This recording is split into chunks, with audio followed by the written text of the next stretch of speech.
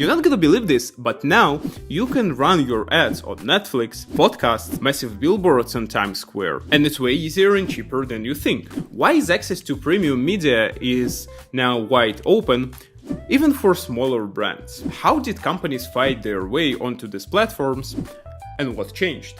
How much does it cost? Can you do it yourself? Why are so many people still convinced that this is not for them? In this video I'll show you how regular businesses run their ads on streaming TV, podcast, and digital out-of-home billboards, and getting real results. I'm Vlad. I've been deep in programmatic advertising and ad tech for years, helping brands to scale through data-driven strategies, and let's go.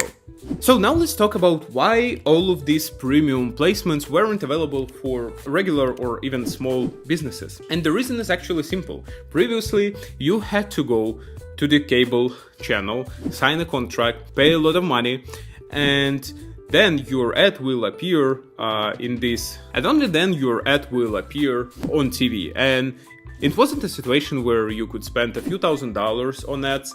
It was a more significant commitment. And the same with radio. You had to go to radio or billboard company, sign a contract, pay a lot of money, and then there is a chance you'll see your ads on those billboards or hear them on radio or see on TV. Especially speaking of TV budgets, it wasn't accessible for all of the brands. It was mostly for bigger brands like Coca-Cola, Nike, and others, because prices were so high, so it didn't make any sense to run those campaigns on TV for them. What has changed over the last few years is that now all of the brands have access to all of the premium publishers, all of the streaming and audio services, and even to digital billboards. And now this access is so democratized that you can just get access to the platform, upload your creatives, choose right targeting, and activate your campaign, and that's it. Now let's talk about how exactly it works. There are three major DSPs used to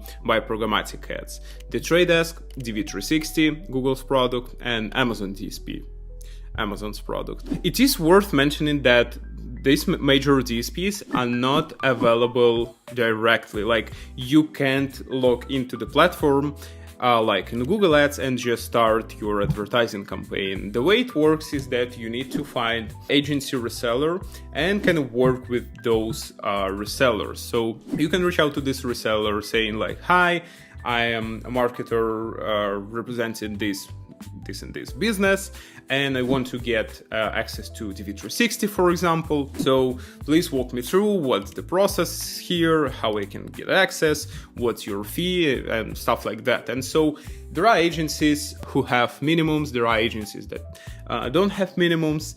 Most of the time, agencies charge just fee on top of your ad spend. So you're gonna pay this, and basically that's it. So you negotiate it, you get access to your platform, and you can actually run your campaigns, and now you have access to all of the premium placements you can. During my consultations, I'm always saying that you need a person with relevant experience who will be running your campaigns. Or another way is that you need some strategic advisor who will be overseeing how your kind of existing team is running programmatic, because programmatic requires a separate skill set. There is no way a person with PPC type of experience can run programmatic, because it's just different. It's like a different tool, not technically, but it's more about strategy, not about what buttons to click on. So this person should know how to set up your strategy, how to set up testing framework, know how to measure, know about attribution, and be able to tell a holistic story about campaigns performance, because programmatic doesn't work alone. It works in tandem with other channels. So you will not see last click conversions the way you see it in Google Ads. You'll see impact on your bottom line of sales over time, and all of the other kind of lifts, like lift in brand awareness, lift in number of brand searches, and other outcomes. Now I want to dive deeper into the formats. So let's talk about differences between streaming, digital out of home, and audio. So let's start from digital out of home because it's the most interesting placement in my opinion. So previously it was more like you are going to some company that are selling those ads on billboards, you are signing contract, etc. Now you can upload your creative to the platform, set up specific geo or zip code targeting. You can target specific locations like taxi, gyms, offices, etc. And you'll have very basic reporting about impressions. And this format is not really still like digital because it's more like offline format because those billboards are located on a street, and I think it's obvious, but you can't measure like last click, post click conversions based on that. You don't see post view conversions based on that because people are not clicking on billboards. So you need to embrace other measurement techniques like geo holdout test, for example, where you run your campaign in one state, for example, and use other state as a baseline to measure what was the impact in the first state. Now let's talk about CTV. CTV is really exploding now, and very soon it's going to take over traditional TV, and the vast majority of ad spend will go to CTV because it's just more convenient. Compared to digital out of home, when you run CTV, you have significantly more details and reporting. So you have app, you have impressions, you have some post-view conversions and sessions to your website. You can run different brand lift and conversion lift studies, so you can see how CTV impacts other channel performance, how CTV impacts overall conversion rate on your website, and how CTV drives brand awareness across your audience. So there are significantly more ways to measure it, and it's more, I would say, like transparent because you can track almost everything there. Next format is audio ads or ads on podcasts, on music platforms, and this is very cool format that is also very promising, and it grows every year in terms of ad spend. And I see a lot of potential in there because people are spending a lot of time listening podcasts, especially when they're driving to work or they're exercising in the gym. I think it's a really cool way to have one more touch point with your audience. But I also want to be clear, I think CTV still is the best format here, just because it has visual plus sound. Audio has only sound. And I think the more touch points you have, it's better. And based on performance, I've seen that combinations where you are running different channels, those combinations have the higher conversion rate. So people need more touch points to make a purchase usually. So I would use all of them, prioritizing CTV obviously because it's lean back experience, out on big screen, people can see and hear your message. Let's talk about costs. So for example, if you want to run your ads on Netflix, you don't really have like minimums. You can just activate it. You need to run at reasonable spend level, depends on the CPM. And in order to plan this properly, I recommend using planner tools in DSPs. All of the DSPs provide this, so you can provide your average CPM, geographical area, your targeted audience, and you can understand what percent of population you're gonna cover and target. So it can give you an idea that is it worth it or not. So should I spend more? Should I spend less? Or can I narrow my geo targeting, for example? But my main message is that it really depends. So for example, if you have a global brand, you operate in different regions, you have a lot of different products, you want to run different funnel stages in different formats, probably you'll need millions and millions of dollars in budget. But if you want to promote one product in one geographical area, you have audience that you want to target, you have a strategy how you're gonna measure it, you checked it in Planner and you see that you are covering like optimal kind of percentage of your audience, that's gonna be fine, but you should plan it. And the common mistake I see is that people just don't plan it. They think, oh, let's test programmatic. They're copy and pasting their campaign from Google Ads, not seeing any return because they don't know how to measure it. And so then they are saying that, programmatic is expensive, it doesn't work, and all of the other things that I hear from people. Let's talk measurement, and let's talk about what specifically you can track in programmatic advertising. And I would start from just platform conversions. That's non-negotiable. You should track post-click and post-view conversion with meaningful attribution window.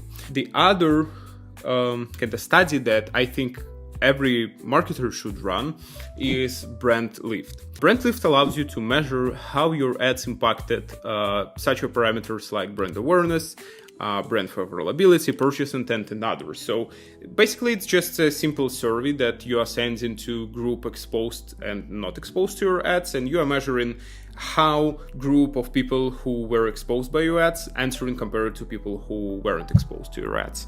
And one of the great outcomes of programmatic advertising is that people can have a higher purchase intent after seeing your ads, or you increase brand awareness. So these are great first outcomes to track. Next thing is conversion lift. You can task your DSP to measure how ads impacted actual conversions on the websites, and it uses the same technology. It split users by two, one group exposed, another is non-exposed, and it basically track how those ads impact real sales on your website. This is a really cool study. Also, there is cross-channel conversion lift study. This is probably one of my favorite ones because you can track how exactly programmatic impacted paid search and paid social and like email, all of the other channel performance. So you can see how exactly it's moving your bottom line and what are the ideal kind of sequences of channels. It can give you some idea how to build your strategy better, and also it really can help you prove that programmatic works. Also, there are different ways to track conversions or like website visits for digital out of home or CTV ads, where people can't really click on the screen or click on a billboard. You can use QR code so people can scan it. I'll be honest, in my experience it wasn't really successful because people don't really scan a lot. So from some big campaigns we had maybe a few hundreds of QR scans and thousands and thousands of post-view visits and kind of post-view conversions we tracked afterwards, but they are not actively scanning QR codes. So you may have it just in case, but this is not what will give you the full information, would say. But what about the targeting? Actually, there are a lot of ways to target your audience. And actually, fun part is that you can target audiences even in CTV, which gives you almost the same possibilities as you have, for example, in Google Ads or Meta, where you can find audience that you want to target. You add your creatives, you target specific channels, and you run your ads on maybe specific geographical area not to spread your budget too much. And so it works the same as it works for Google. Yeah, it's different format. It requires strategy and very thoughtful process of creating the strategy. But speaking of execution side of things, it's very, very similar. You can do the same for audio ads. For obvious reasons, you can do the same for digital billboards, but in digital billboards, there are other techniques like day part targeting, because you can make a very common mistake and don't set up this targeting, and you can find that you spend all of your budget during the night when people don't usually walk on the street, so no one will see your ad there. So for digital out of home, I recommend setting up a time when people go to work or they are getting back to home from the offices, for example, so real humans can see your ads. One of the main barriers I see for especially small businesses is creative. Because what I see is that people are trying to use the same assets they use for Google Ads or Meta in programmatic. But let's think about it this way. When we watch TV or streaming services, we expect to see high quality content, very high quality sound, very high quality picture. And if we were to show some like AI generated crappy video ad that, AI platform generated, that might spoil the whole experience and the whole point of running a CTV campaign. Because we're not just throwing our ads on people, we need to have high quality ads there. And if we speak about audio, it's much easier. Platforms offer an opportunity to create ads directly in the platform, so you just need to provide script. So within 48 or 72 hours, you'll get your audio asset and you can run it, on Spotify, Pandora, other streaming services. With CTV, it's much more complicated because I usually recommend to invest in high quality creative, find freelancers or create a really good video asset in order to get the maximum out of CTV. Because if you don't have high quality creative, I just don't recommend running this channel. That's not good time. There is no point in running it. Probably you'll get maybe negative feedback from users. So I don't recommend doing it. For CTV creative, it's essential to have very high quality audio, to have your brand logo, to mention your brand in the during the script, so people can also hear it, can see it. And also video should be high quality, not something recorded on your phone. So I recommend investing in video asset and hire some freelancers who are doing this and make a few cool assets that you will be using, and you can be confident that your creative is great and you can get the maximum out of CTV advertising. So now let's talk about the exact steps you need to take to onboard programmatic successfully. Step 0, your strategy. If you don't have your strategy, I don't recommend you reaching out to reseller or to DSPs, trying to get access to run campaigns. That doesn't make any sense. You will be disappointed. First step is strategy, when we need to understand why we're activating programmatic, what are our goals, how we're going to measure it, what are our assumptions for this test, whom we're going to target, what worked previously, what didn't work, and etc. And we also need to find resources to run it or strategic advisor kind of to oversee this. And so this is step 0. So step number 1 is to get access to the platforms. So we are checking Google Partner Portal, we are checking resellers, we can go, for example, to Delve Deeper, which is agency where we work, and we can get access to DV360 seed. Next step would be to use Planner tool to make a precise plan on how we're gonna activate everything. So we're gonna input our budget, CPMs, formats, audiences, we're gonna plan everything. Then having this direction, we can craft strategy in the platform. So we can split our audiences, inventory sources, set up targeting parameters. Also, we need to implement pixels, implement measurement framework to make sure that all of the studies are ready to work. So all of the needed pixels and infrastructure is ready. Next step is creative.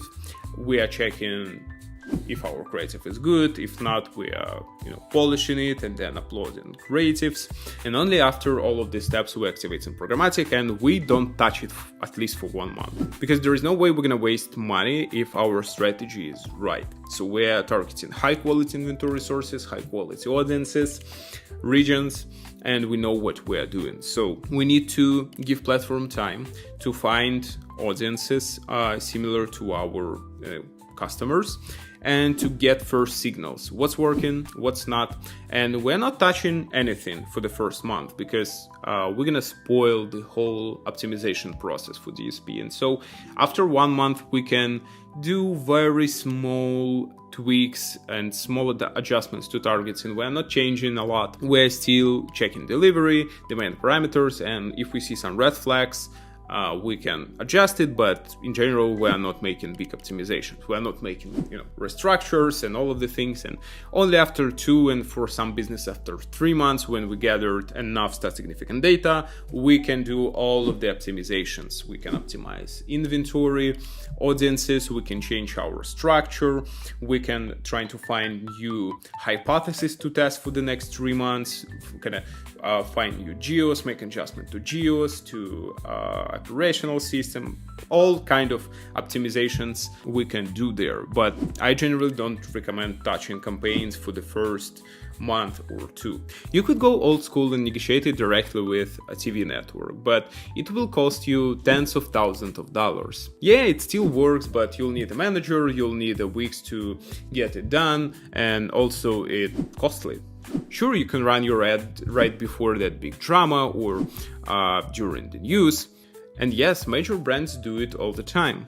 But if you are not there yet, programmatic is 100% the right step. Not sure where to start without blowing your budget, or wondering how it could work specifically for your business? I do one-on-one free strategic sessions where I can give you 3 fixes for your existing programmatic campaign, or create a plan how you should plan your first programmatic campaign. So you'll have a clear plan with the next steps, what you should do without any risk. If this video was helpful, hit subscribe, drop the like, and let's keep going. Because on the screen right here will be video where I expose the biggest mistakes that ruin programmatic strategies and lead to wastage in programmatic budgets. Check it, it's packed with value. See you.